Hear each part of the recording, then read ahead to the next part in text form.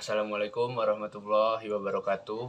Perkenalkan, nama saya Rakasya Putra, NIM 2103061120 dari Prodi Peternakan Fakultas Pertanian Universitas Sumatera Utara. Di sini saya akan menjawab beberapa pertanyaan dari dosen pengampu saya, yaitu Ibu Tati Widianasari, SPTMP. Pertama, jelaskan struktur molekul dari enzim serta berikan contohnya. Enzim di dalam tubuh kita tersusun atas dua struktur komponen, yaitu apoenzim dan kofaktor. Gabungan antara apoenzim dan kofaktor dinamakan holoenzim. Holoenzim adalah enzim yang strukturnya sempurna dan aktif mengkatalisis bersama-sama dengan koenzim atau gugus logamnya. 1. Apoenzim.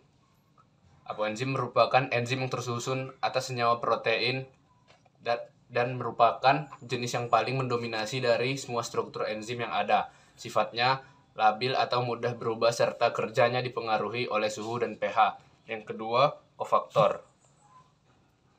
Kofaktor merupakan enzim yang tersusun atas senyawa non-protein. Kofaktor enzim dibedakan menjadi dua, yaitu kofaktor organik dan anorganik. Kofaktor organik contohnya seperti vitamin, flavin, atau HEM. Dan kofaktor anorganik seperti ion-ion logam Mg2+, Mn2+, atau Fe2+. Ion-ion logam ini berfungsi sebagai pusat katalisis primer, tempat mengikat substrat dan stabilisator agar enzim tetap aktif. Yang kedua, jelaskan dua model cara enzim bekerja. Yang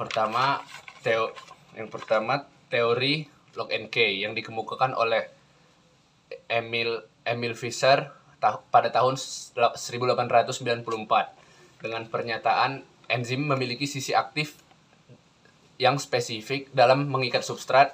Dapat kita lihat di sini ada enzim substrat, ada enzim dan substrat. Ketika enzim memiliki bentuk yang spesifik dan substrat yang spesifik, maka menghasilkan kompleks enzim substrat. Teori kedua yaitu teori Indus-Fit oleh Daniel Koslan yang dikemukakan pada tahun 1958 dengan pernyataan enzim memiliki sisi aktif yang fleksibel, artinya bentuk yang tidak beraturan dalam mengikat substrat.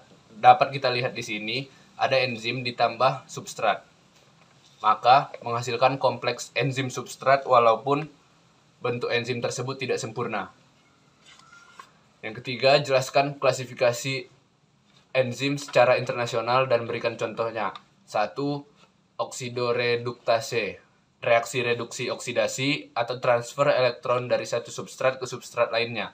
Contohnya alkohol dehidrogenase. Yang kedua, transferase, transfer atom atau gugus dari satu substrat ke substrat lainnya.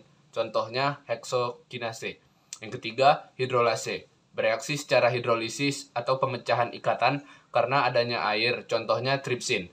Yang keempat, liase, bereaksi dengan penambahan gugus fungsi pada ikatan rangkap atau adisi, atau pemutusan ikatan rangkap dengan pelepasan gugus fungsi, contohnya pirufat dekarboksilase.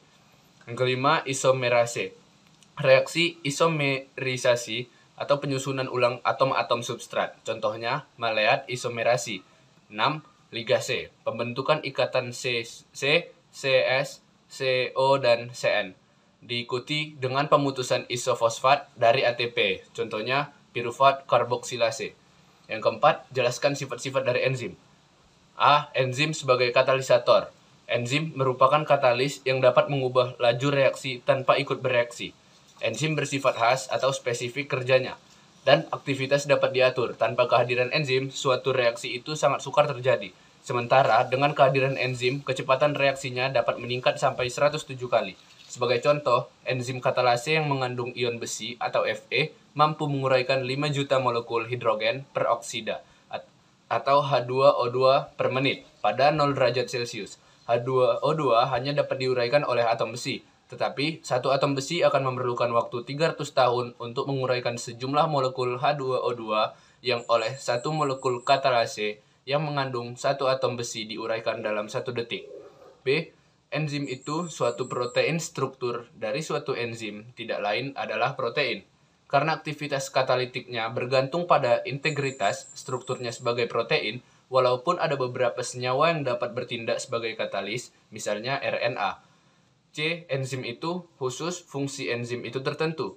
Tiap perubahan zat tertentu diperlukan suatu jenis enzim tertentu pula. Misalnya, enzim katalase hanya digunakan untuk menguraikan H2O2. Amilase hanya untuk mengkatalisis amilom sebagai substratnya. D. Enzim ada yang bisa bekerja bolak-balik. Beberapa enzim kerjanya dapat bolak-balik, misalnya enzim lipase dapat bekerja untuk mengkatalisis molekul lemak menjadi komponen penyusunnya, yaitu asam lemak dan gliserol, atau sebaliknya menyusun lemak dari komponennya. Yang kelima, jelaskan secara singkat bagaimana proses katalisator dalam proses bekerja. Katalis bereaksi dengan cara menurunkan harga energi aktivasinya dengan cara membentuk senyawa antara mengabsorpsi zat yang direaksikan. Dengan cara tersebut, katalis dapat meningkatkan laju reaksi tanpa mengalami perubahan kimia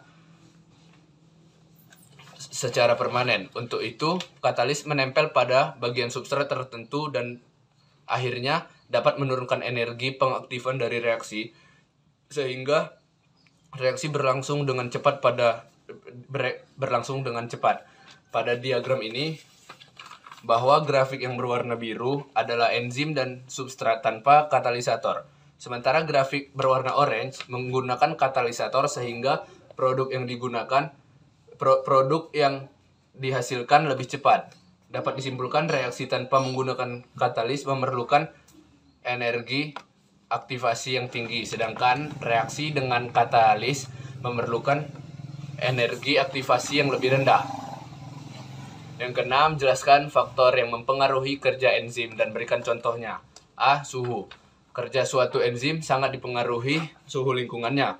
Setiap kenaikan suhu 10 derajat Celcius, kecepatan enzim akan menjadi 2 kali lipat sampai batas suhu tertentu. Enzim dan protein pada umumnya dinonaktifkan oleh suhu tinggi. B. pH.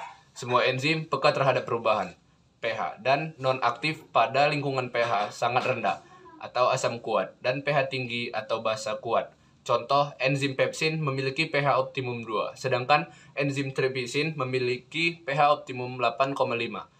C. Konsentrasi enzim, substrat, dan kofaktor. Jika pH dan suhu suatu sistem enzim adalah konstan dan jumlah substrat berlebihan, maka laju reaksi adalah sebanding dengan jumlah yang ada. Sebaliknya, jika pH, suhu, dan konsentrasi enzim konstan, maka laju reaksi adalah sebanding dengan jumlah substrat. D. Inhibitor. Aktivitas suatu enzim dapat dihambat oleh suatu senyawa yang dikenal sebagai inhibitor. Inhibitor digolongkan menjadi 2 jenis utama, yaitu A. yang bekerja secara tidak dapat balik atau irreversible, B. yang bekerja secara dapat balik atau reversible. Penghambat yang irreversible adalah golongan yang bereaksi dengan atau merusakkan suatu gugus fungsional pada molekul enzim yang penting bagi aktivitas katalitiknya.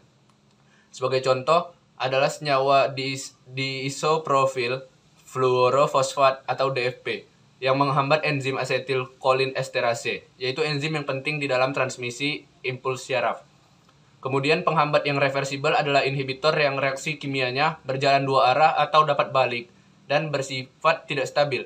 Ketika inhibitor mengikat sisi aktif enzim, maka inhibitor ini dapat dipisahkan lagi.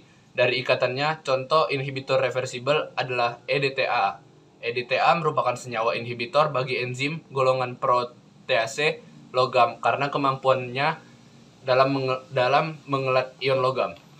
Yang ketujuh, jelaskan bagaimana mekanisme feedback inhibition dapat terjadi pada enzim.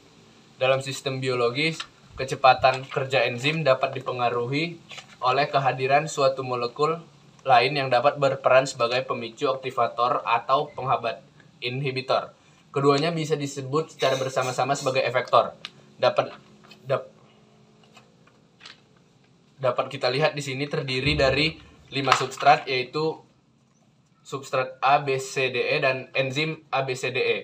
Kita ketahui bahwa jika enzim ditambah substrat, maka menghasilkan produk. Sementara hasil atau produk di sini dapat menghambat aktivitas salah satu enzim sebelumnya.